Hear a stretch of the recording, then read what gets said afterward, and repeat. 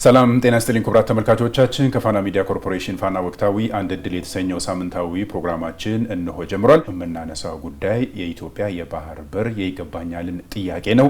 የኢትዮጵያ የባህር በር የይገባኛል ጥያቄ ከመንግስትም አልፎ ከሀገርም አልፎ የትውልድ ጥያቄ ሆኗል ማለት ነው። ኢትዮጵያ በተለይ የባህር በሯን ያጣችበት መንገድ ትክክል እንዳልሆነና የትኛውንም መንገድ የዓለም አቀፉን ሕግንም የዲፕሎማሲው መንገድም ሰጥቶ በመቀበልም ሁለመናውም በሰላማዊ መንገድ የባህር በሬን ማግኘት አለብኝ ብላ እንቅስቃሴ ጀምራለች። እንቅስቃሴው ከተጀመረም የኢትዮጵያውያንም ሀሳብ ተመሳሳይ ሆኖ እነዚህ ጥያቄዎች በተደጋጋሚ እየተነሱ ነው ያሉት። ዛሬም ይሄንን ጉዳይ ሰፋ ባለ እናነሳለን ማለት ነው። በዚህ ጉዳይ ላይ ሀሳብ አስተያየታቸውን የሚሰጡን ዛሬ ስቱዲዮ በመገኘት የቀድሞ የኦህዴድ ኢህአዴግ ማዕከላዊ ኮሚቴ አባል ናቸው። የሽግግር ጊዜ ጊዜያዊ መንግስት የፓርላማ አባል እንደዚሁም ደግሞ ሁለት መጽሐፍ የጻፉት አቶ ዮናታን ኢቢሳ ናቸው። ከሳቸው ጋር ቆይታ እናደርጋለን። የፕሮግራሙ አዘጋጅ ይድነቃቸው ኃይለ ማርያም ነኝ። በተለይ ከባህር በር ጋር ተያይዞ ታሪክን ከምንጩ ዛሬ በፕሮግራማችን ወደ እናንተ የምናደርሰው ይሆናል። አቶ ዮናታን ለጊዜው እጅግ አድርጌ አመሰግናለሁ። እንኳን በሰላም መጡ። እኔም በጣም አመሰግናለሁ ስለጋበዛችሁኝ። የባህር በርን ጉዳይ ማንሳት እንደ ወንጀል በሚቆጠርበት ጊዜ ነበርና እርሶም የነበሩት፣ አሁን ግን እያቀርቶ ኢትዮጵያውያን በአንድ ድምጽ የሚያነሱት ነገር ቢኖር የባህር በር ጉዳይ ነው። በተለይ ኢትዮጵያ የ130 ሚሊዮን ሕዝብ ቁጥር ይዛ የባህር በር አታ መቀመጥ የለባትም። የባህር በር ተዘግቶባት መቀመጥ አትችልም። ካሁን በኋላ እነዚህ ጉዳዮች መስተካከል አለባቸው። ታሪክ የዛኔ በስተት ተወስኖባታል። አሁን ደግሞ ያ ታሪክ መስተካከል አለባት። ኢትዮጵያ ወደ ባህር በር ወደ ቀይ ባህር መውጣት አለባት ተብሎ መንግስት ጉዳዩን አንስቶታል። ዜጎችም ከሀገር ውስጥም ከሀገር ውጭም በተመሳሳይ አቋም ቆሙበታልና ይህንን ጉዳይ በስፋት የምናነሳ ነው የሚሆነው። እርስዎ ይሄ ጉዳይ ሲወሰን እንግዲህ በታሪክም በቦታም ስለነበሩ ይህንን ጉዳይ በደንብ ከእርስዎ እንሰማለን ብለን ነው የምናስበውና ወደ ኋላ እንመለስና በተለይ ኢትዮጵያ የባህር በርን ያጣችበትን ታሪካዊ ቶች እንደ ከፍተኛ አመራር በጊዜው ከፍተኛ አመራር እንደነበረ ሰው እንዴት ያስታውሱታል የሚለውን ወደ ኋላ ታሪክን እናንሳና እንቀጥል እስቲ። አመሰግናለሁ በጣም። የኢትዮጵያ የባህር በር ጥያቄ ኢትዮጵያ ከባህር በር የመገፋት ጥያቄ እና ጉዳይ በጣም ወሳኝ ጉዳይ ነው። በአሁኑ ሰዓት እንግዲህ በስፋት እየተነገረበት ያለ ጉዳይ ነው። በእኔም በኩል በወቅቱ የነበረውን ሁኔታ ሳስታውስ ትልቅ ቁጭት ነው የሚሰማኝ። አሁን ያን ቁጭት እንግዲህ መግለጽ መቻል አለብኝ። አሁን ዛሬ እንግዲህ የኢትዮጵያ የባህር በር ጥያቄ ኢትዮጵያ ከባህር በር ጋር በተያያዘ መንገድ ብዙ ጊዜ ስትጠቀምበት የነበረች ሀገር ናት። የባህር በር ዝግ አልነበረችም። ነገር ግን ታሪካዊ አጋጣሚ ሆኖ በኤርትራ መገንጠል ጋር ተያይዞ ይሄ ጉዳይ በኢትዮጵያውያን ዘንድ እንዳይነሳ ታፍኖ እንዲቀር ጉዳዩ በማንኛውም ሰዓት ይሄን የሚያነሳ ሰው ጦርነት ናፋቂ፣ ጦርነትን የሚያውጅ ጸረ ሕዝብ ተደርጎ የሚወሰድበት ወቅት ነበር። እንግዲህ ይህን ሁኔታ ስናይ ለምንድን ነው ኢትዮጵያን ከዚህ ከባህር በር ነጥሎ ማውጣት የተፈለገው የሚለውን ነገር ሰፊ ነው። ከዚህ በስተጀርባ ብዙ ሰዎች አሉ፣ ብዙ ኃይሎች አሉ ኢትዮጵያን ከባህር በር ለማራቅ ጉዳይ ላይ የሰሩ። ከግብጽ ጀምራን ግብጽ ትልቅ ሚና ተጫውታለች እዚህ ላይ። የአረብ ሀገራትም አሉበት ኢትዮጵያ ከዚህ እንድትርቅ ለማድረግ። ይህን ለማስፈጸም ደግሞ በዋነኛነት የተጠቀሙት ሻዕቢያን ነው። የኤርትራን መንግስት ወይም የዛን ወቅት ታጋይ የነበረውን ኃይል ነው የተጠቀሙት።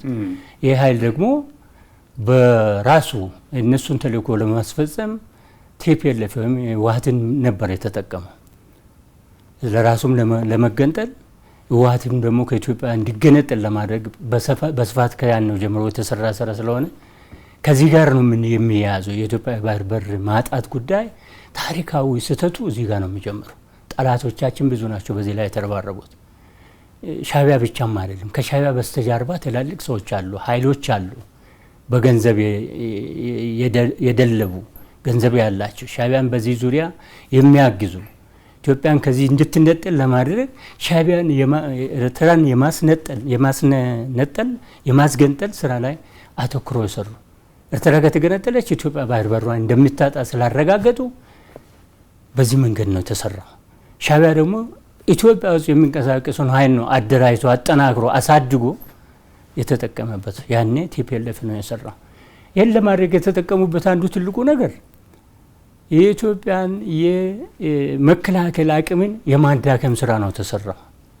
የኢትዮጵያን ሰራዊት መበተን በባህር ላይ የሰራ የነበረውን የኢትዮጵያን የባህር ኃይል ማውደም፣ ማጥፋት፣ ስትራክቸሩ ማጥፋት ነው ትልቅ ስራ የተሰራበት። ቅድሚያ የሚከራከር ጉዳዩን የሚያውቀው በጥልቀት ኢትዮጵያን ሲከላከል የቆየ ኃይል መበተን ነው ትልቁ ስራ የተሰራው። እንዴት አድርገው ነበር ወደ ኋላ ሲመለሱ ሲያስታውሱት በጊዜው የነበረው ነገር ምን ይመስል ነበር? እንግዲህ በጦርነቱ ወቅት ሻዕቢያ የኢትዮጵያ መንግስት ሲዋጋ ተባባሪና አጋዥ የጠየቀው ከቲፒኤልኤፍ ነው። ቲፒኤልኤፍ ራሱ የኢትዮጵያ መንግስት ከሻዕቢያ ጋር ሆኖ ነው የተዋጋው። የደርግን ሰራዊት ኤርትራን አግዞ ነው የተዋጋው ቲፒኤልኤፍ። ይሄ ጥምረት እዛ ነው የሚጀምረው። የኢትዮጵያን መንግስት የኢትዮጵያን ሰራዊት ማዳከም ማጥፋት ከተቻለ ኢትዮጵያ ያላትን አቅም ማዳከም ይቻላል። ኢትዮጵያን መበታተን ይቻላል። ሻዕቢያ ኤርትራን ገንጥሎ ሊሄድ ይችላል። ቀጥሎም ቲፒኤልኤፍ ራሱ ትግራይን ገንጥሎ መሄድ ይችላል የሚል አቋም ነበራቸው። ስለዚህ ኢትዮጵያ ውስጥ ያሉ ኃይሎች በሙሉ የተበታተነ ኃይል እንዲሆኑ ለማድረግ ኢትዮጵያን የተበታተነች የደከመች የሰውን እጅ የሚታይ አገር ለማድረግ ነበር የታለመውና በዚህ ላይ ነው ትኩረት ተሰጥቶ የተሰራውና መጀመሪያ ኢትዮጵያን ከባህር በር ለመነጠል ኢትዮጵያን ከባህር ለማሳጣት ያላትን ኃይል ማዳከም፣ ቢሮክራሲውን ማዳከም፣ ሰራዊቱን መበተን፣ እንዳልኩ ደግሞ ቅድም ባህር ላይ የሚሰራውን ኃይል መበተን ነበር። እዛ ላይ ብዙ ጭፍጨፋ ደርሶበታል። በተለይ የባህር ኃይላችን ትልቅ ውድመት የደረሰበት ከነመርከባቸው እዛው ባህር ውስጥ የሰጠሙ ጄኔራሎች፣ ወታደሮች፣ ብቁ ኃይሎች ብቁ የነበሩ በደንብ የሰለጠኑ በባህር ኃይል ሙያ ከፍተኛ ችሎታ ያላቸው ሰዎችን ነው ያጣ ነው። ይሄን ለማድረግ የሚያስችል አቅም ፈጥሮ ነው የሰሩት። ይሄን ደግሞ ቅድም እንዳነሳውልን ከውጭ በሚያገኙት ድጋፍ በሚያገኙት ዶላር በሚያገኙት የጦር መሳሪያ ተጠቅመው ነው ሁሉ ውድመት ያደረሱና መነሻው ከዛ ይጀምራል። አቶ ዮናታን ወደ ኋላ ለመልሶትና አሁን እርሶ ባነሱልኝ ደረጃ የኢትዮጵያን የባህር ኃይል የመከላከል ኃይል በዚህ ደረጃ አድክመው ኢትዮጵያ በነበረችበት በቀይ ባህር አካባቢ ከስትንቀሳቀስ የነበራትን ትልቁ ገናና ስሟን እናስታውሳለን። እንደ ሀገርም የነበረብን እንደ ቀጠናም በተለይ ያለንበት የአፍሪካ ቀንድ የነበራትን ትልቅ ድርሻ እናስታውሳለን እና እቺን የምታክል ሀገር ከውስጥ በተነሳ ጠላት በዚህ ደረጃ ስትበተን እንዴት የወደፊቷን ኢትዮጵያ አለማሰብ ተሳናቸው ብለው ያስባሉ? እሱ በጊዜው የነበሩት እንግዲህ ይሄ ዘለቄታዊና ጊዜያዊ ጥቅም አለ። ሻዕቢያ ያሰበው ትልቁ ነገር ከኢትዮጵያ ከተነጠለ ኤርትራን ያውኗ ሲንጋፖር አደርጋታለሁ እንትን ነበረው ህልም ነበረው። ሲንጋፖር ትሆናለች ነው የተባለው ኤርትራ። እንደገና ትግራይም ከኢትዮጵያ ተነጥላ ትወጣለች የሚል ነገር አቋም ይዞ ነው ሁለቱ የሰሩት። ስለዚህ ኢትዮጵያ ትልቅ ሀገር ሆና ለወደፊት ተመልሳ በዚህ ደረጃ ትመጣለች የሚል አቋም አልነበራቸው። ለምን መሰለህ? ኢትዮጵያ እንድትበታተን ነው ትልቁ ሜን እንትናቸው። የኢትዮጵያ ኮር ብሎ ራሳቸውን ስለሚቆጥሩ የኢትዮጵያ ጠንካራ የኢትዮጵያን የሚቃወም ኃይል አድርገው ስለሚቆጥሩ ሻዕቢያ ከተገነጠለች ሻዕቢያ ኤርትራን ይዞ ከተገነጠለ ትልቅ ኃይል ነው። ኢትዮጵያ የባህር በር አንገቷ ይቆረጣል። አንገቷ ከተቆረጠ ደግሞ ሌሎች ኃይሎች አሉ፣ የኦሮሞ ኃይሎች አሉ፣ የሶማሌ ኃይሎች አሉ። እነዚህ በሙሉ በየፊናቸው ይበታተናሉ፣ ይለያሉ ብሎ ገምተዋል። እንደገና ቲፒኤልኤፍ ራሱ ትግራይን ይዞ የመገንጠል አበይት ትግራይን አደራጅቶ አጠናክሮ የመገንጠል ፍላጎት ስለነበረ በዚህ ዙሪያ ዋነኛው ዓላማቸው ኢትዮጵያ ያላትን ኃይል ማዳከም ነው። ኢትዮጵያ የነበራትን የጦር ሰራዊት መበተን ነው። በመቶ ሺዎች እኮ ነው የሚቆጠሩ፣ በ200 በ300 ሺዎች እኮ ነው በየሜዳው የተበተነው ሰራዊቱ። ያኔ እንዳልኩ ደግሞ ባህር ላይ የነበረውን እዛው ባለበት ሁሉ ከበው ነው ጨፈጨፉት ባህሩ ላይ እና ይሄ ኢትዮጵያ የንካጣች ትበተናለች። ኢትዮጵያ ከተበተነች የነ ግብጾች የማዕከለኛ ምስራቅ ያሉ የአረብ ሀገሮች ህልም ይሳካል፣ ባህር አልባ ትሆናለች። እነዛም ያሉ ኃይሎች ኦሮሞም ይሁን ሶማሌም ይሁን ደቡብም ይበታተናሉ የሚል አቋም ነበራቸው። ይሄ ግልጽ ነው። ምንም ይሄ ተመልሶ ይነሳል የሚለው ነገር በዛን ሰዓት እኔ ግምታቸው አልነበረም የሚል እምነት አለኝ። ምክንያቱም ሰርተውበታል። ቀጥሎ እንግዲህ በሽግግር ወቅት ይህን ውሳኔ ሲወሰን የኤርትራው ቤተሰብና የስብዓት ቤተሰብ ነው የወሰነው። የኤርትራው ቤተሰብ የኢሳያስ ቤተሰብና የትግራዩ ቤተሰብ የስብዓት ነጋ ቤተሰብ ነው የወሰነው ውሳኔው። ኢቭን እንደ ቲፒኤልኤፍ እንደ ህወሓት አካል ሁሉም የህወሓት ማዕከላዊ አመራሩ ራሱ አንድ እምነት አልነበረውም በዚህ ዙሪያ። ኢትዮጵያ ከአሰብ የኢትዮጵያ ናት የሚል እምነት ያላቸው ሰዎች ነበሩ። እነሱ አምነውበት የተደረገ ነገር አለ። እንደ ህወሓቱ እንኳን በአንድ አቋም አይደለም የተወሰነው፣ ቤተሰባዊ ውሳኔ ነበር። እንደገና የኔ የሽግግር ወቅቱ ፓርላማ አባል ነበርኩ፣ ጊዜያዊ ፓርላማ አባል። ለፓርላማ አልቀረበም። ፓርላማ ብቻም አይደለም፣ የኢህአዴግ ስራ አስፈጻሚ ኮሚቴ አባል ነበር፣ የኢህአዴግ ምክር ቤት አባል ነበርኩ።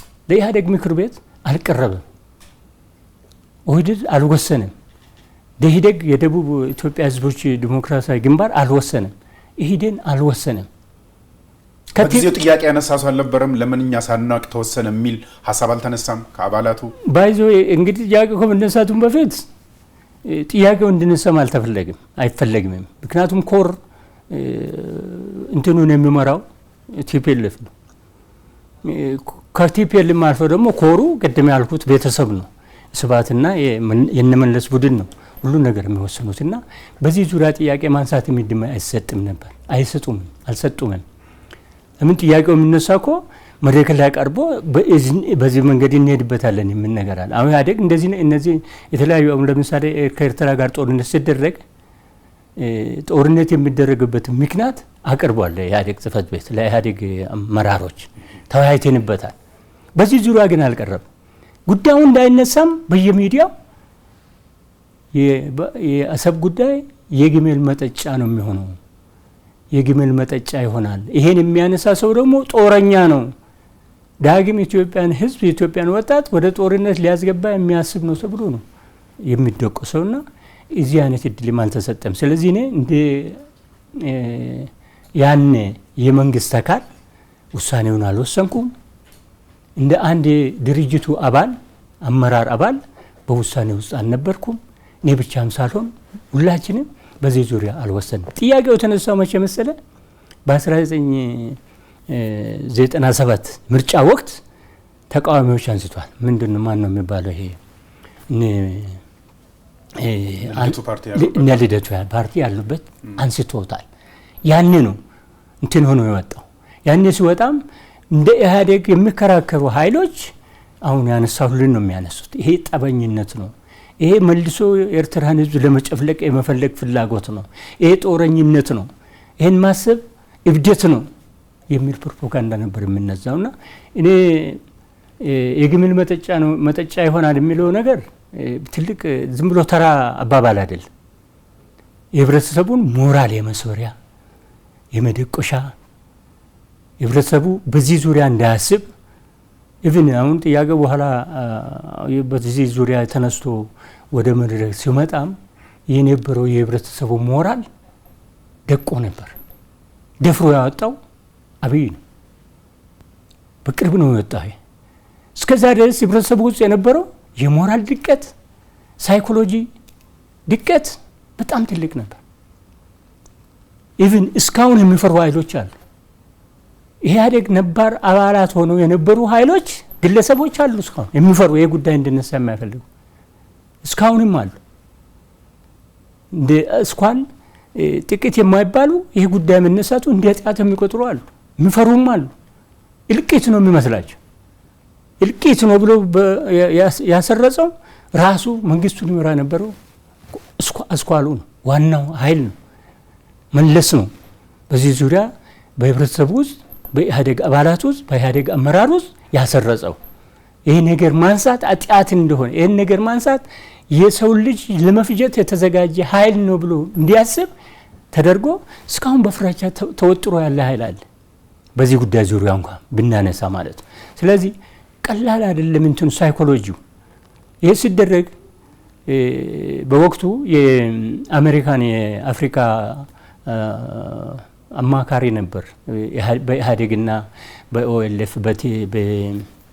በሻዕቢያ መካከል ውይይት ያስደረገውና ውሳኔው መጨረሻ ላይ ኤርትራ መገንጠል ሲወሰን ሄልመንኮን የሚባል አለ። ሄልመንኮን ምን ብሎ ነበር? ኢትዮጵያ ከባህር በር እንዳትነጠል ስትገለገልበት የቆየችውን ባህር በር እንድትጠቀም አድርጉ። የኢኮኖሚ ትስስር ፍጠሩ። ይሄ ይሻላችኋል፣ ለእናንተም ይጠቅማል፣ ኢትዮጵያም ከዚህ ተነጥላ እንዳትቀር ያደርጋል። እንተ ተቀበሉ ብሎ ሀሳብ አቀርቦ ነበር። ሻዕቢያዎች ተቀብለው ነበር ጉዳዩ አለ። እሱ የጻፈውን ነው የምነግርህ። ሻዕቢያዎች ሲቀበሉ ማንም ቢያለ መለስ የሚመራው ቡድን ጉዳዩን አልቀበልም። በዚህ ነው ወርቆ ነው የኢትዮጵያ ከባህር በር የመነጠል ጉዳይ። ኢቭን ያኔ ሶስቱንም ድርጅቶች እንደ ኢህአዴግ የቆመውን ኃይል ሻዕቢያንና ኦኤልኤፍን ያወያዩ ዱልንዱላ ያወያዩ ኃይል አካል የአሜሪካን መንግስት ተወካይ ይሄን ሀሳብ አቀርቦ በመለስ አለመቀበል ወርቆ ነው ቀር። እስከዚህ ድረስ ነው ግፉ የተሰራው። ስለዚህ የአሰብ ጉዳይና የኢትዮጵያን ከባህር በር የመነጠል ጉዳይ ከመጋረጃ ጀርባ የተሰራ ደባ ነው ብለን ማንሳት እንችላለን። ይቻላል።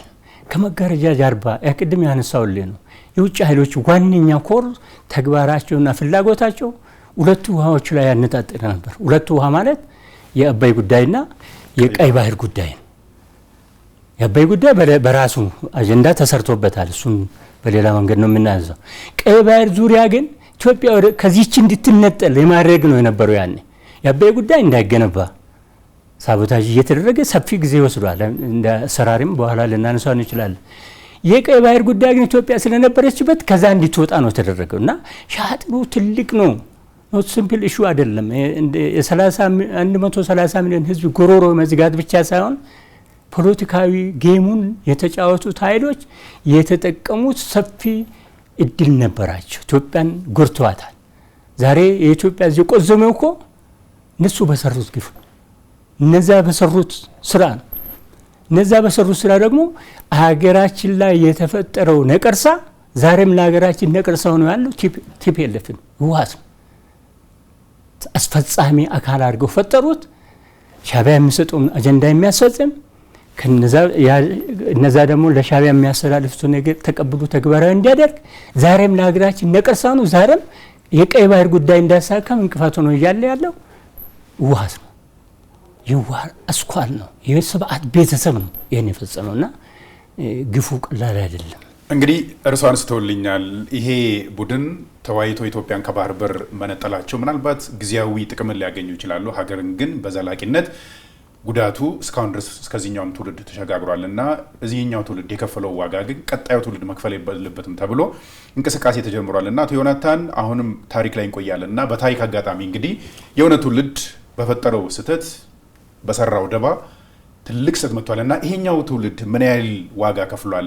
ሀገርስ ምን ያህል ተጎድታለች ብለን ማንሳት እንችላለን በዚህ ስህተት? ይህ በጣም ወሳኝ ነው። ይህ ነጥብ በጣም ወሳኝ ነጥብ ነውና ሀገራችን የተጎዳችው አንደኛ ሳይኮሎጂካሊ ተጎድታለች። ሀገር እንደ ሀገር፣ ህዝብ እንደ ህዝብ ሲምፕል ኢሹ ሆኖ ሊታይ ይችላል። አሁን ለይማን ምን ስለ ፖለቲካዊ እውቀት የሌለው ሰው ስለ ባህር አይገባው። ምንድነው የሚለው ጠቀሜታው ባህር ምንድነው? የኢንካም ምንጭነቱ ብቻ አይደለም፣ ፖለቲካሊ ትልቅ አጀንዳ ነው። ኢትዮጵያ ህዝብ ተጎድቷል፣ ሀገር ተጎድታለች። ሀገር የተጎዳችው ቅድም ባነሳው መልኩ በሳይኮሎጂ ተጎድተናል፣ ተጠቅቷል። የበታችነት ስሜት ውስጥ ገብቷል የኢትዮጵያ ህዝብ። ምክንያቱም ስለ ባህር በር ማንሳት አይችልም። ካነሳ ይወነጀላል፣ ካነሳ ይከሰሳል፣ ካነሳ አጣተኛ ተብሎ ነው፣ ጦረኛ ተብሎ ነው የሚወነጀለው። በዚህ ሳይኮሎጂ ተጎድቷል። ሁለተኛ በማጣቱ ይገለገልበት የነበረውን ባህር በር በማጣቱ ትልቅ የሞራል ውድቀት ውስጥ ገብቷል። ሀገሪቱ የሞራል ውድቀት ውስጥ ገብታለች። መሪዎቿ ጉዳዩን ለማንሳት ያፈሩበት ያልደፈሩበት ራሳቸው ፈርተው በፍርሃት ተውጠው የተቀመጡበት ጊዜ ውስጥ ነበር። በኢኮኖሚ አንጻር ካየው ትልቅ ውድመት ደርሶብናል። ባለፉት 30 ዓመታት ትልቅ ማግኘት የሚገቡን ነገሮች አጥተናል። ቢያንስ በዚች በመርከብ በወደብ ኪራይ ብቻ 1.5 ቢሊዮን አኑዋል የምትከፍል ሀገር በ30 ዓመት ከ45 እስከ 60 ቢሊዮን ዶላር አታለች ኢትዮጵያ። ከ45 ኤግዛክቱን ካየ ነው በ1.5ን ብናባዛ 45 ቢሊዮን ነው የሚመጣው። ሌሎች ተጨማሪ ሰርቪሶች ላይ የምትከፍለው ዴይ ቱ ዴይ አክቲቪቲ ላይ የምትከፍለው ነገር ካየነውና ብንደምር ወደ 60 ቢሊዮን ይደርሳል። 60 ቢሊዮን ወይ 45 ቢሊዮን ማለት 8 ወይም 9 አይነት የአባይ ግድብ አይነትን የሚገድብልን በኢኮኖሚ አንፃር ካየው ትልቅ ክሳራ ትልቅ ውድመት ደርሶብናል። አደጋ ላይ ወድቃለች ሀገሪቱ ማግኘት የሚገባትን ሳታገኝ። በሌላ መልኩ ምስጢሯን መጠበቅ አትችልም። የጦር መሳሪያ ብታስገባበን በፈለገችውን አይነት ኮሞዲቲ ከውጭ ስታስገባ ያን ኮሞዲቲ የሚቆጣጠሩ ባለወደቡ ነው። እሱ በፈለገ በሰዓት ማድረግ አትችልም። ምስጢሯን መጠበቅ የማትችልበት ደረጃ ላይ ደርሳ እስካሁን ምስጢራችን መጠበቅ በማንችልበት ደረጃ ላይ ነው ያለ። ጦር መሳሪያ ብናስመጣ የጦር መሳሪያችን በእነዛ ሰዎች እጅ ነው ያለው። ምስጢራችን እንደፈለጉ አይነት ዓለም ሊሸጡ የሚችሉበት እድል አለ። ኢትዮጵያ አይነት ጦር መሳሪያ አስገባች የሚለው ነገር ይታወቃል። ጠላቶቻችን ያውቃሉ፣ ይዘጋጁብናል የፈለጉትን። በዚህም ትልቅ ውድመት ደርሶብናል፣ ትልቅ ክሳራ ደርሶብናል። ከሞራል አንጻር ካየው፣ ከገንዘብ አንጻር ካየው፣ ከሳይኮሎጂ አንጻር ካየው ኢትዮጵያ ሕዝብ ላይ የደረሰው የዚህ ከወደብ ጋር ተያይዞ የመጣው ቀውስ ቀላል አይደለም፣ በቀላሉ የሚፈወስ አይደለም። ስለዚህ ትውልዱ ምን አድርጎታል ማለት ደቁሶታል። ትውልዱ በዚህ ነገር እንዲያስብ አድርጎታል። ዛሬ ግን ተጀመረ። ይህ መቀጠል ያለበት የሚለው በቆራጥነት ወደ መድረክ ሲመጣ ይህ ትልቅ የሞራል መነሳሳትም ይፈጥራል። ይህንን በኋላ እናነሳዋለንና እርስዎ እንግዲህ ታሪኮትን ስሰማ ኤርትራ እንደነበሩ አሰብን በደንብ እንደሚረዱ አውቃለሁና እዛ አካባቢ ሲኖሩ አሰብ የኢትዮጵያ ሀብት በነበሩበት ሰዓት ምን ይመስሉ ነበር? አሁን ካዩት በኋላስ ምን ቁጭት ፈጠሩበት የሚለውን ነገር ደግሞ እናንሳ እስቲ። እንግዲህ ኤርትራ በነበርኩበት ጊዜ አሰብ ከአስመራ አሰብም የሚሄድን ብዛም እንትን አልነበረም። ባይዘው ሻዕቢያ አሰብ ከአጀንዳውም ውጭ ነበረች። አባንድንድ ምንድን ነው የሚባለው? አባንድንድ ኤሪያ ነው። በቃ በጣም የተጣለ የተረሳ አካባቢ ነበር የነበረው። አላዘኑም ይሄንን ሲያዩ? እኔ በጣም አሳዘነኝ። እውነት ልንገሪ አቶ መለስ ያለው የግመል መጠጫ ትሆናለች ብቻ ሳይሆን የግመል መጠጫም ለመሆን እድል አላገኘችም። የምንድነው የትንኝ መራቢያ ነው ሆነችው። ድሮ የነበረው ከተማዋን ዙሪያ አይቻለሁ። በጣም ቆንጆ የነበሩ ቤቶች ነበሩ፣ ሰው የለበትም። ባይዘው እዛ በነበርኩበት ጊዜ እስከ 2009 አካባቢ ነው ነበር የሄድኩት። 2009 በፈረንጅ ነው የምነግርህ። 2009 አካባቢ አሰብጄ ያየሁት ነገር በጣም የሚያሳዝን ነው። 2 ቀን ሄጄ ዋኝቻለሁ። አሁን ብቻዬን የሚያስፈራ ድባብ ውስጥ አይቻለሁ። እና እዛ የነበረው ቤት፣ እዛ የነበረው የመኖሪያ ቤት፣ እዛ የነበረው ሬስቶራንት፣ እዛ የነበረው ሁሉም ነገር ድሮ የኢትዮጵያ ሰራዊት የተጠቀመበት የነበረው ሁሉ ወድሞ ከጥቅም ውጭ ሆኖ ሰው ዞር ብሎ የማይገባበት፣ ሰው ሸሽቶት የሄደ፣ ግማሹ ወደ ኤርትራ ወደ ከተማ ወደ አስመራ የመጣበት፣ ግማሹ አገር ጥሎ የወጣበት፣ ግማሹ ወደ ኢትዮጵያ የተመለሰበት የሄደበት አካባቢ ነው ያየሁት። ምንም በጣም የሚያሳዝን ነገር እውነት ለመናገር። ከዛ ለመመለሱ እንኳን እንትን አታገኝ፣ አውቶቡስ እንኳን አታገኝ። ያው መንግስቱ የተወሰነ ለሰው ኃይሉ ብሎ ብቻ የሚያንቀሳቀሳቸው ካልሆነ ይሄ መገናኛም እንትን የለው መስመርም የለው እና በጣም አሳዛኝ ድሮ ከነበረበት የወደመ አካባቢ ነው ያየሁትና በጣም አሳዛኝ ጉዳይ ነው አሰብ ጉዳይ። እርሱ አባል ሆኖ እንኳን ማወቅ ያለበት ያላወቁት ይህንን ጉዳይ ሲወስኑም ዋና ተዋናይ ናቸው የተባሉት ባለስልጣናት ጭምር ያልሰሙበትና የተወሰነው ሰው ብቻ የወሰነው መሆኑን እናስታውሳለንና ይሄን ብቻ ሳይሆን እነዚህ ጉዳይ ተደፋፍነው እንዲያልፉ የተደረገበትን ሁኔታ እናስታውሳለንና ይህንን የሚያነሳ የዩኒቨርሲቲ ምሁር ጭምር እንደሚታሰር ሲሰደድ እንደነበረ ሲገረፍ እንደነበረ በደንብ እናስታውሳለን። ዛሬ የባህር በር ጉዳይ የአሰብ ጉዳይ የትውልድ ጥያቄ ሆኗልና ይሄንን ጉዳይ መንግስት ሲያነሳው እንደ መንግስት እርሶ ደግሞ እንደዚህ ጋር ይሄ ጉዳይ አታነሱትም፣ ማንሳት ወንጀል ነው፣ ጦር ሰባቂነት ከሚባል ተነስቶ አሁን አጀንዳ ሲሆን ሲያዩ ምን ተሰማዎት ብለን ማንሳት እንችላለን? ስናንሳ ይሄንን ደግሞ መንግስት ይሄን ጉዳይ ሲያነሳ ጉዳዩ በሰላማዊ መንገድ ይፈታል፣ በዚህ መንገድ እንሄድበታለን ያለው ነገር እንዳለ ሆኖ እንደ ግለሰብ በዚህ እድሜ የአሰብ ተዋጋ ቢል ይዋጋ ነበር የሚል ሀሳብ ነበር ያነሳው። ያኔ ገና ጉዳዩ ሲጀመር መድረክ ላይ ለመጀመሪያ ጊዜ ውይይት ሲደረግ ተጋብዤ ነበር። አጀንዳ ካነሱ ሰዎች አንዱ ነኝ።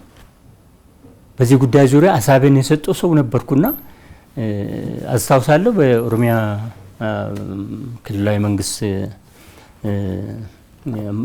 ፕሬዚደንት ቢሮ አካባቢ ነበር ስብሰባ የተደረገውና በዚህ ጉዳይ ዙሪያ ሀሳቡ ሲነገር ቅድመ ሀሳብ የሰጠው ሰው ነበርኩ። በጣም ደስ ብሎኝ ማድረግ የሚገባን ነገር ነው፣ ሄድና በውጊያ የምናመጣው ሆነ ተዋጊ ነኝ ብዬ ሀሳብ ያነሳው ሰው ነበርኩና በጣም ነው ደስ አለኝ። መንግስት የሄደበት መንገድ ጉዳዩን ኢቭን ወደ መድረክ ዝም ብሎ ይፋ ሳያደርግም አባላቱን በማወያየት ወሳኝ የሆኑት ሰዎች ጠርቶ በዚህ ጉዳይ ዙሪያ ሀሳባቸውን በመሰብሰብ እንዴት እንደሚያዩት በመጠየቅ የሄደበት መንገድ በጣም ዋይዝ በሆነ መንገድ ነው የሄደበትና በጣም ትልቅ አጀንዳ፣ ትልቅ አገራዊ አጀንዳ፣ ትልቅ ሞራልን የሚሰጥ የህዝቡ ሞራል መልሶ ያነቃቃ። በተለይ ደግሞ ቅድም ካነሳሁት የሁለቱ ውሃዎች ጉዳይ የአባይን ግድብ የትልቁ ግድባችን መሳካት ቀጥሎ ወደዚህ እንደሚመጣ በህዝቡ ውስጥ የፈጠረው ስሜት ትልቅ ስሜት ሰጥቶኛል። እንደ ግለሰብም ለራሴም እጄ በሰላማዊ መንገድ የሚደረገው ነገር ብቻም ሳይሆን እንሂድ ከተባለም ዝግጁ ነኝ የሚል ሀሳብ ነበር እውነት ለመናገርና መንግስት ይሄን ሁሉ ትቶ በሰላማዊ መንገድ ይሄን ጉዳይ ሰጥቶ በመቀበል ዓለም አቀፋዊ ህጎችን በመከተል የአፍሪካ አንድነት ቻርተርን በመከተል የዓለም መንግስታትን ቻርተር በመከተል የራሱንም የውጭ ጉዳይ ፖሊሲውንም ጋር አዛምዶ ጎረቤት ሀገሮች ከኛ ጎን ያሉ ኃይሎች ኢትዮጵያ በኃይል ሌላውን ወራ ትይዛለች የሚሉን ስሜት እንዳይፈጥሩ በማድረግ በዲፕሎማሲ መስክ ሄደበት ርቀትና የሰራበት በዓለም ደረጃ ኢትዮጵያ ከዚህ ተነጥላ መኖር አትችል የሚሉን ስሜት በሌሎች ታላላቅ ሀገሮች ውስጥ የፈጠረው ተግባር በጣም ትልቅ ቦታ የሚሰጠው ነገር ነው።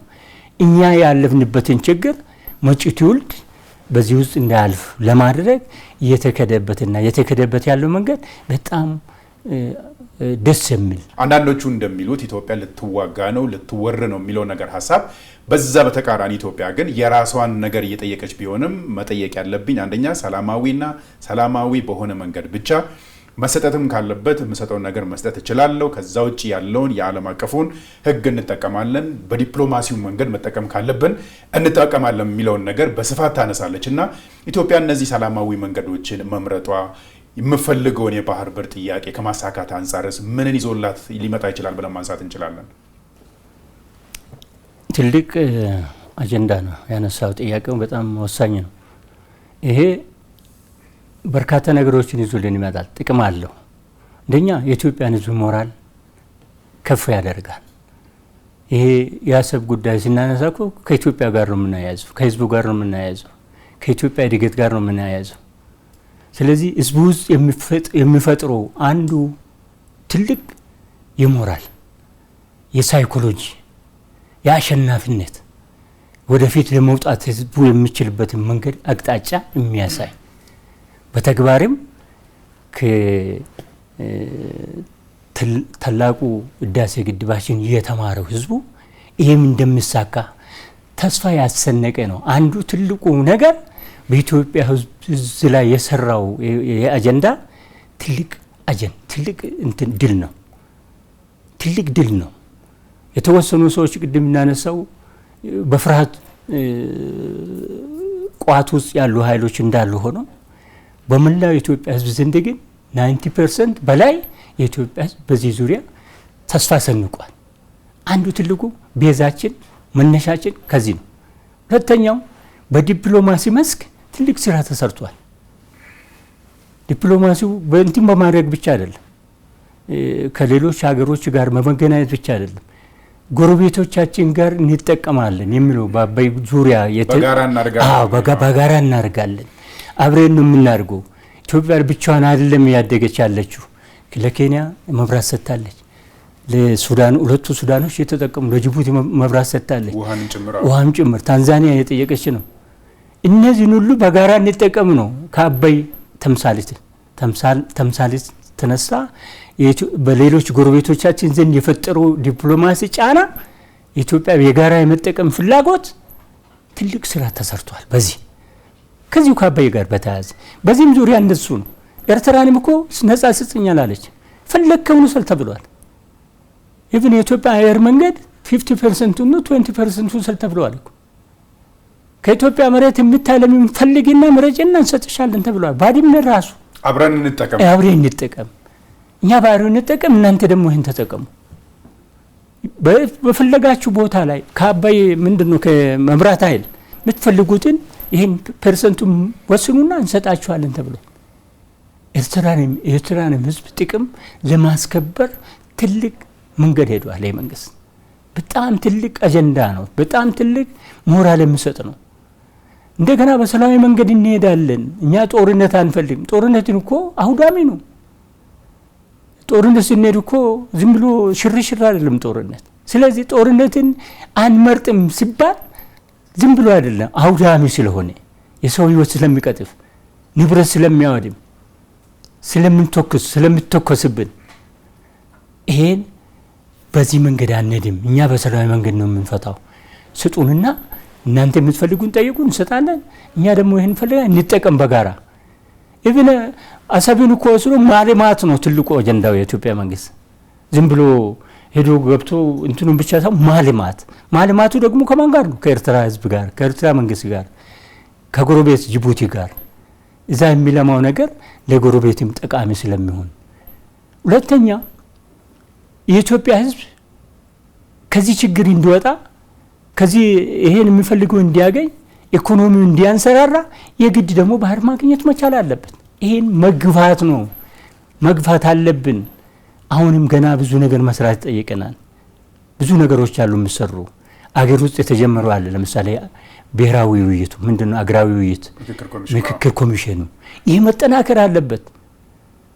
አቶ ዮናታን ግን እናንሳና ይሄንን በኋላ እናነሳለን በስፋት ስለ ኢትዮጵያውያን አንድነትና ኢትዮጵያን እንደ ወራሪ የሚያው ኢትዮጵያ የምታነሳው ነገር የባህር በር ጉዳይ ሳይሆን ወይም ደግሞ የሌሎች ሀገራት ተልእኮ ይዛ ነው የምትንቀሳቀሰው የሚለው ከሻቢያ መንግስት የሚነሳው ሐሳብ አለና ይሄ ጉዳይ ከምን የተነሳ ነው? እርሱ አነሱልኝ። መንግስት ሲጠይቅ በጉልበት ሳይሆን ለእኔ ብቻ ይልጠቀም ሳይሆን ሰጥቶ በመቀበል አብረን እንደግ እየተባለ አይሆንም እንደዚሁ እንቀጥላለን ብሎ ወደ ሌላ ነገር ጉዳዩን ማጣመምስ ለምን ተፈለገ የሚለው ምን ነገር እናንሳ እስቲ። እንግዲህ ይህን ነጥብ ስናይ ከሻቢያ መንግስት አንጻር ማየት አለብን አንዱ። ሁለተኛ ከሻቢያ በስተጀርባ ያሉትን ኃይሎችን ማየት አለብን። ሻቢያ መንግስት አንጻር ስናይ ኢሳያስ ፈላጭ ቆራጭ ነው። ከኢሳያስ ውጭ መንግስት አለ ብለን አታስብም። እኔ አሁን 15 ዓመት ቁጭ አልኩት። 15 ዓመት ሙሉ ያለምንም ስራ ኤርትራ ውስጥ የተሰራ አንድም ስራ የለም። ቅድም ሲንጋፖር ነው አለን እንደ ምሳሌ የአፍሪካ ሲንጋፖር ትሆናለች የተባለች ኤርትራ ዛሬ ምድረ በዳ ነች። አስመራ ቆንጆ ነበረች። እኔም ሲሄድ እንኳን ከ20 ዓመት በፊት ሆነልኩኝ ቆንጆ ናት ከተማዋ። ግን አሁን በፍጹም አመድ ሆነዋል። አስፋልት የለም። ሲንጋፖር ማደግ ቀርቶ ስለ ኤርትራ ሰውየው ስለ ኢትዮጵያ ብቻም ሳይሆን እንትኑ የራሱንም ሀገር የራሱን ህዝብ የራሱን መሬት ባድመ አድርጓል። ምድረ በዳ አድርጎታል። ልማት የሚባል ነገር ወሳኝ አንድ ሰው ብቻ። ውይይት እኮ አይደረግም። ካቢኔ እኮ የለም። ኢሳያስ የሚወስነው የሚወሰነው። ስለዚህ አሁን ለምንድን ነው ይሄ የመጣው የሚለውን ነገር ሲታይ አንደኛ ከሰውየው ተፈጥሯዊ ባህሪ ጋር አንድ ነገር እኔ ለራሱም ሀገር ለራሱም ህዝብ አልሆነ። ኤርትራ ውስጥ ወጣት የለም እኮ ዛሬ እኮ ይዋጋል የሚባለው ከ50 ዓመት በላይ ያለው ኃይል ነው ወደ ሳዋ ወስዶ ያሰለጠነ ያለው። ዩኒቨርሲቲ እኮ የለም አስመራ ውስጥ ነበርኩ። አስመራ ዩኒቨርሲቲ ቅጥር ግቢው ነው የማየው እንጂ ምንም ተማሪ አይገባበትም። ይሄን አደረገ። ከዚህ በስተጀርባ ምን አለ? ምንድነው? ሻዕቢያ ወይም ደግሞ ኤርትራ መንግስት ለምንድነው የኢትዮጵያን ሀሳብ አጣጥሎ ልትወረን ነው ምንድነው የምታደርገው ነው የሚባለው ነገር ቅድም ያነሳዋቸው ኃይሎች አሉ ከጀርባው። ሜንሊ ግብጽ ናት። ግብጽ ኢትዮጵያ ወደ ባህር በር የመመለሷ ጉዳይ ሞቷ ነው። የኢትዮጵያ ትንሳኤ ነው።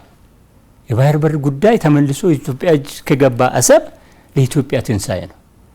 ኢትዮጵያ ኃይል እንደሆነች ያውቃሉ። ከፖፑሌሽን መንጻር እንበልጣቸዋለን። ኤርትራና ግብጽ ራሳቸው ተዳምረው የኢትዮጵያን ህዝብ ቁጥር አያክሉ። ሁለቱም በፖፑሌሽን ካየው 110 ሚሊዮን አካባቢ ነው የግብጽ መንግስት የግብጽ ህዝብ ብዛት። ኤርትራን ከውስጥ ከ6 ሚሊዮን አይበልጥም። ቶታሊ 116 ሚሊዮን ናቸው በብዛት ካየው። የኢትዮጵያ ገናናነት ይመለሳል። የኢትዮጵያ ወደ ባህር ከተመለሰች ኃይል ትሆናለች። ኃይል ከሆነች ደግሞ የኔ ጥቅሞች እዛ ላይ የማደርጋቸው ነገሮች ይቀራሉ። ስለዚህ ይሄ ነገር እንዳይሆን አክሽፍ ስራ ተብሎ ነው በየቀኑ ካይሮ እየተመላለሰ አጀንዳ እየተቀበለ ራሱንም ሀገር እንዳጠፋ ኢትዮጵያም እንዳትለማ ለማድረግ ትልቅ ስራ የሚሰራ ልትወረኝ ነው። የእምረት ተላላኪ ነው። የአሜሪካን መንግስት የሚያደርገውን ነገር ነው የሚፈጽምብኝ። እነዚህ ነገሮች የሚያነሳው ውሃ የማያነሳ ለህዝቡም ስለማያስብ ነው። እውነትን ለመናገር ኢትዮጵያ ብትለማ አሰብ ለማ የኤርትራ ህዝብ ነው ተጠቃሚው። ቅድሚያ ከማንም በላይ የኤርትራ ህዝብ ነው የሚጠቀመው። ኢትዮጵያም ህዝብ እየተጠቀመ ሁለቱም ይጠቀማሉ።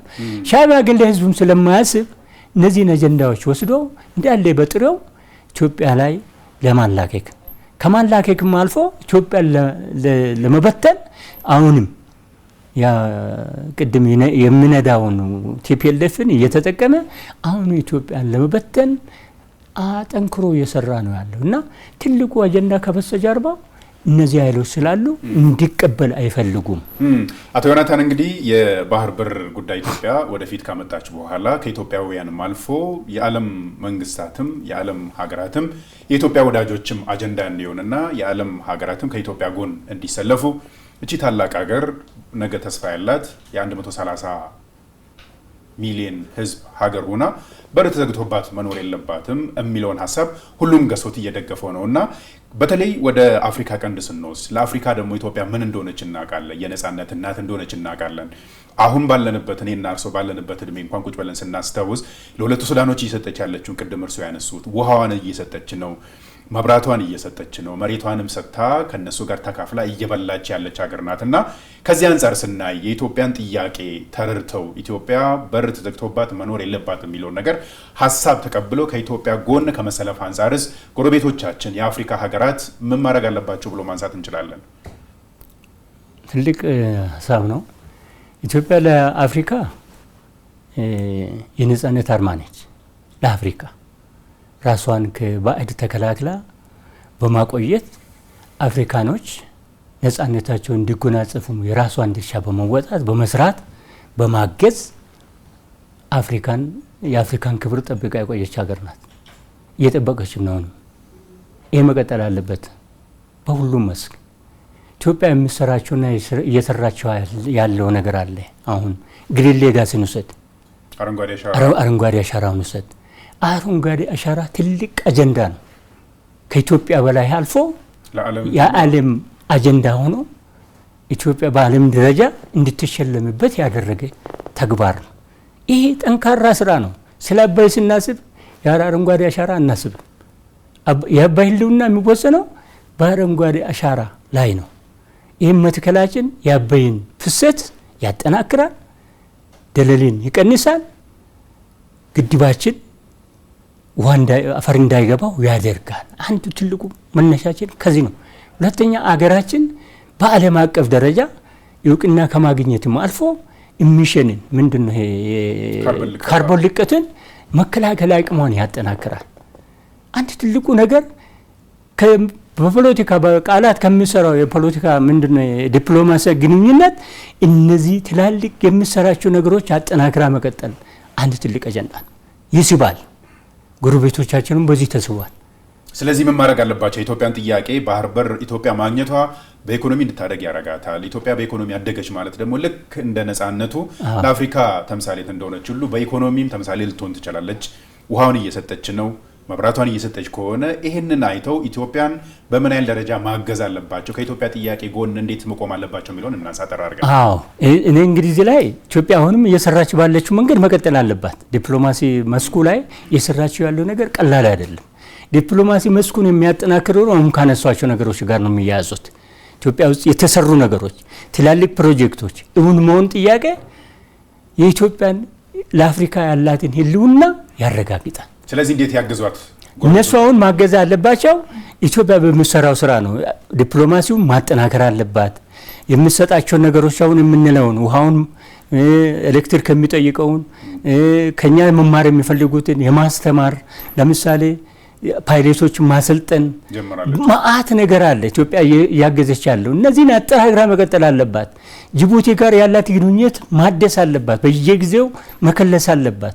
ሶማሌ ጋር ያላትን ግንኙነት በየጊዜው ከተጨባጭ አገራዊና ዓለም አቀፋዊ ሁኔታ ጋር ያይዛ ማጠናከር አለባት። ዲፕሎማሲዋ መቋረጥ የለበትም። ሶማሊያ ኢትዮጵያን እንደ ወራሪ ማየት የለባትም። እንደማትወርና ህልውናዋን ያረጋገጠች ሀገር መሆኗን ሰራዊቷን ይዛ አሰማርታ አልሸባብን የተከላከለች ያለች ኃይል መሆኗን የሚያረጋግጥ ተደጋጋሚ በየቀኑ መሰራት አለበት፣ ስራ መኖር አለበት። ስለዚህ የኢትዮጵያን አስተዋጽኦ አይተው ኢትዮጵያ ጎን መቆም አለባቸው፣ ይቆማሉ። ይሄንን ካላነሳን አይቀር እንግዲህ ይሄንን ካነሳን አይቀር ኢትዮጵያ እንግዲህ በዚህ ደረጃ አንስታለች። መንግስት ደፈር አድርጎ አንሷል። ከዚህ በፊት ስለ አባይ፣ ስለ ቀይ ባህር ማንሳት፣ ስለ አሰብ ማንሳት ወንጀል እንደነበረ በእናንተ ጊዜም እስከ ቅርብ ድረስ እንደዚህ መሆኑን አንስተናል። መንግስት ግን ይሄ ነገር የሚሸፋፈን ሳይሆን ኢትዮጵያ እየጠየቀች ያለችው የራሷን ሀብት የትላንትና መውጫ በሯን ነው እየጠየቀች ያለችው እና ስለዚህ አንድ ላይ እንቁም ብሎ መንግስት አንስቷል።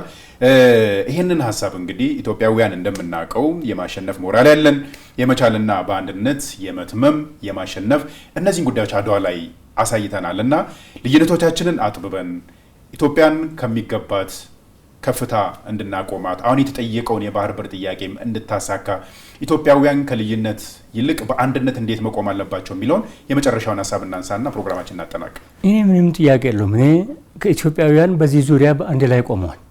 ይሄ አድዋ ያስተምሮናል። ለዚህ ቀጥሎ የአባይ ግድብ አስተምሮናል።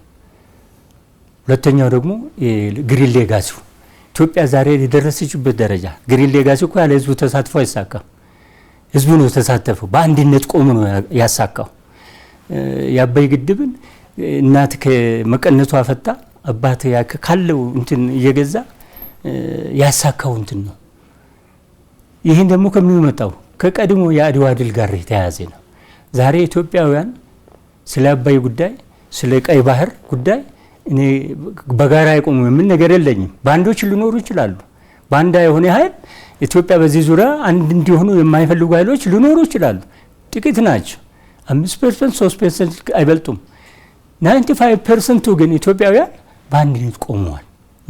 የምታየኝ አንድ ትልቁ ነገር ይሄን አንድነት የሚያጠናክር ደግሞ ቅድም ያነሳሁት ነገር አለ። ይሄ አገራዊ ውይይቱ ምክክር ኮሚሽኑ ተጠናክሮ መቀጠል አለበት። ህዝቦች ያላቸውን ሀሳብ ልዩነታቸውንም አንድነታቸውን የሚገልጹበት መድረክ ስለሆነ በስፋት እሱ ተጠናክሮ ግብ የሚያደርስ ይሆናል ብዬ ገምታለሁ። እየጠበበ መጥቷል። በዚህ ዙሪያ ድሮ የነበረው ጥላቻ በዚህ በአገራዊ ምክክሩ ላይ መደረግ የሚገባው ነገር ፍራቻው፣ ሽሽቱ እየቀነሰ መጥተው ኦልሞስት 90% 95% ላይ ደርሷል። ህዝቡ አንድ ሀሳብ ይዟል በሱ ላይና እሱ መጠናከር አለበት። አንድነታችን እነዚህ ጸረ ህዝብ የሆኑ ኃይሎች የሚነዙት ፕሮፓጋንዳ ይኖራል። ሰላም የሚያደፍርሱ ኃይሎችን በሁለት መንገድ፣ አንደኛ ህዝቡ ተሳትፎውን አጠናክሮ እነዚህ ኃይሎች ከጸረ ህዝብ ተግባራቸው እንዲመለሱ እየተሰራ ያለው ነገር ተጠናክሮ መቀጠል አለበት። ሌላው ደግሞ ከዛ አልፎ ያለግባብ የሚሄድ ነገር ካለ ደግሞ በህዝብ ተሳትፎ መቆረጥ አለባቸው። በሌላ ከዛ አልፎ የሚሄዱ ከሆነ መንግስት በሚወስደው እርምጃ መሆን አለበት የሚል እምነት አለ። አቶ ዮናታን ብዙ ነገር አነሳን። እንግዲህ የኢትዮጵያ የባህር በር ጉዳይ፣ የአሰብን ጉዳይ በደንብ ብናወራ ሰዓት ቢኖረን ጥሩ ነበር። ላለን ሰዓት ግን እዚህ ላይ ልናቋርጥ ተገደናል። ከዚህ በኋላም ብዙ ነገሮችን ማንሳት እንችላለን። ታሪክን እንግዲህ ከዋናው ከምንጩ ነው የሰማነው። ስለ አሰብን በደንብ ስላዩት አሰብን ኢትዮጵያ እንዴት እንዳጣች የባህር በሯ እንዴት እንደተነጠቀች እና እንዴት ከባህር በር ከቀይ ባህር እንደተገለለች በደንብ ሰፋ ባለ ፕሮግራም አንስተናልና ለጊዜው እጅግ አድርጌ አመሰግናለሁ። አመሰግናለሁ ስለጋበዛችሁኝ። ክቡራን ተመልካቾቻችን ከፋና ሚዲያ ኮርፖሬሽን በአንድ ዕድል ፕሮግራማችን እንግዲህ ታሪክን አንስተን በተለይ ኢትዮጵያ ከቀይ ባህር የተገለለችበትን ፖለቲካዊ ሴራና ደባ በስፋት አንስተናል። በዚህ ጉዳይ ላይ ሀሳብ አስተያየታቸውን የሰጡን ደግሞ የቀድሞ የኦህዴድ ኢህአዴግ ከፍተኛ አመራር የነበሩ በሽግግር ጊዜው የፓርላማ አባል የነበሩና 2 መጽሐፍን የጻፉ አቶ ዮናታን ኢቢሳ ነበሩ። የፕሮግራሙ አዘጋጅ ይድነቃቸው ኃይለማርያም ነበርኩኝ። ጤና ይስጥልኝ።